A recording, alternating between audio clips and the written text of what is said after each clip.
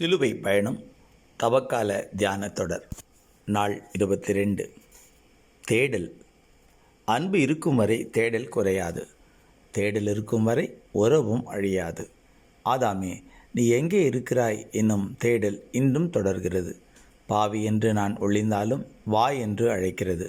ஆதியாகமம் 3ஆம் அதிகாரத்தின் 9ஆம் வசனம். எளிதில் கிடைப்பது மலிவு, தேடி கிடைப்பது பொக்கிஷம். கடவுள் என்னும் பொக்கிஷம் தேடாமல் கிடைப்பதில்லை. வெளிச்சம் இருக்கும்போது கடவுளை தேடுங்கள். கண்கள் மங்கிய பின் நம்மை கூட நாம் காண முடியாதென்றோ. பிரசங்கி 12ஆம் அதிகாரத்தின் 1 முதல் 7 வசனங்கள். காணாமல் போன ஒரு ஆட்டை அலைந்து அலைந்து தேடுகிறார். நாமோ தொலைந்து தொலைந்து அலைய விடுகிறோம்.